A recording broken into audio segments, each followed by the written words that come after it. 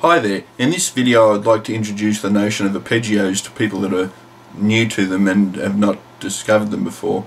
I'd just like to outline some really basic shapes that we can use to build arpeggios up down the track. So I would just like to introduce them so that you get a working knowledge of arpeggios from the beginning and have something that you can use in your playing. So basically, in case you're not aware, an arpeggio is simply the notes of a chord played singularly. Okay, so there's two ways we can do that. Alright, so let's say we play a C major chord. As an arpeggio, we can let those notes ring and play them one at a time.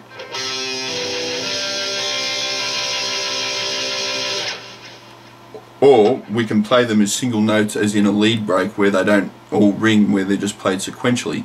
And that's what I'll now turn to. Okay, so how are we going to tackle this? Basically, sticking in the key of C major, you will recall from our beginners lessons that the C major chord is made up of the notes C, E and G. That's its first, major third and perfect fifth intervals. And they're the intervals that make up a major chord.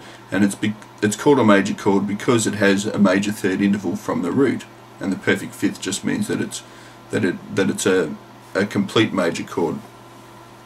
Okay, so putting that on the neck of the guitar, let us start with the C at the 8th fret of the bottom E string. Now we know that the major third interval, or the E, is on the next string up at the 7th fret, and that the G is on that same string at the 10th fret. So there's our basic pattern. That's a C major arpeggio right there. Okay, so you should just sit there and familiarise yourself with the shape, albeit in root inversion. Other inversions will follow much further down the track once we really build up our knowledge of the neck of the guitar and extend outside of shapes. But for the moment we'll just look at taking patterns where the root note is the first note played every time we play the pattern.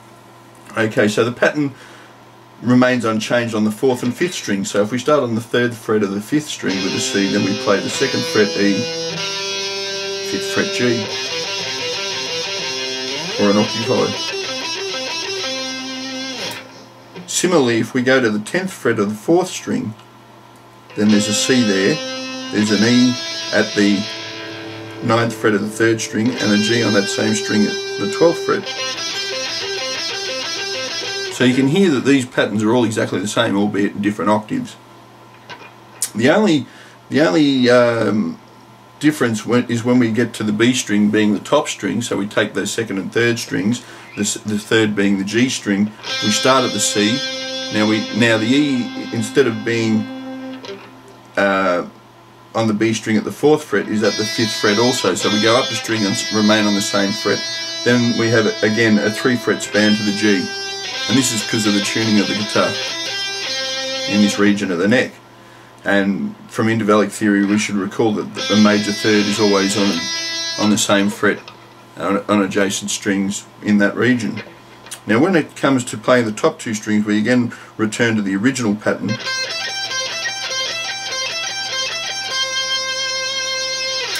Okay, so we've got five different pairs of adjacent strings. So we've got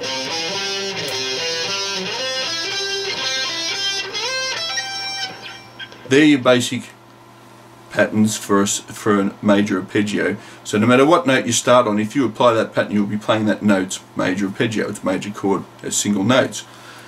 Okay, so what we can do then is we can look to build up our knowledge of the neck of the guitar, get familiar with this shape, and see it in all different aspects by using things such as the circle of fourths and the circle of fifths. So what I mean by that is, let us just take the top two strings for example and say that I decide to play in the cycle of fourths, which the cycle of fourths and fifths you'll find on other pages on the website. Okay, so what does that mean? Let's start at the C on the 13th fret of the B string and play the pattern. Moving in a cycle of fourths, I then go to F major, then to B flat, then to E flat, then to A flat, then to D flat, then to G flat, then to B, then to E, then to A, then to D, then to G, before returning to C.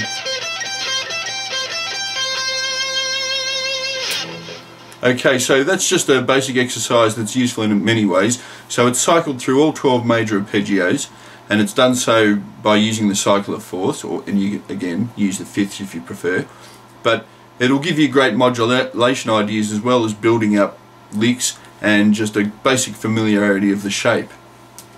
I'll close this video with multiple octaves. Okay, so that'll be the arpeggio played in 2 or 3 octaves. So far we've only looked at it in 1 octave, just 3 notes for the major chord.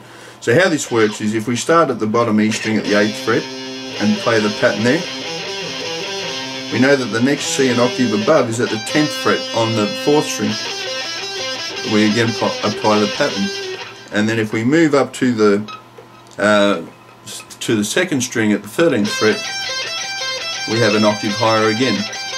So basically 3 of the patterns are put together because they're in different octaves to give a 3-octave representation. So all of a sudden we're playing diagonally, you know, across all strings of the guitar, and with a basic shape we've come up with 3 octaves of an arpeggio. So this is quite a powerful approach.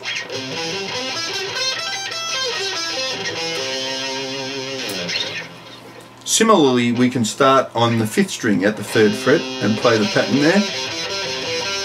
Then we can move up to the other pattern that includes the B string starting on the 5th fret of the 3rd. And then again up an octave to the top 2 strings.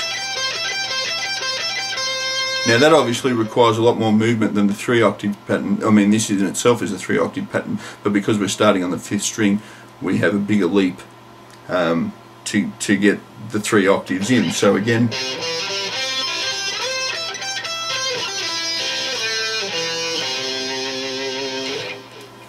okay, the final pattern that we can look at is one across 4 strings, and that's just going to be 2 octaves. So if we start at the C here on the 4th string, the E on the 3rd string, the G on the 3rd string, and then move up to that. So that's a 2-octave pattern.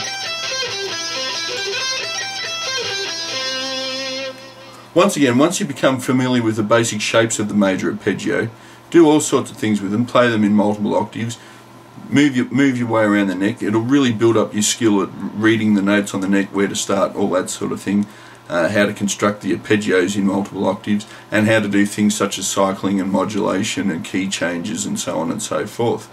So I wish you luck with that. We'll extend this exercise in the next video by looking at minor, diminished and augmented arpeggios, which will be derived from the shapes that I've just introduced. So when you're ready for that, have a go. Otherwise, I'll speak to you soon. Cheers.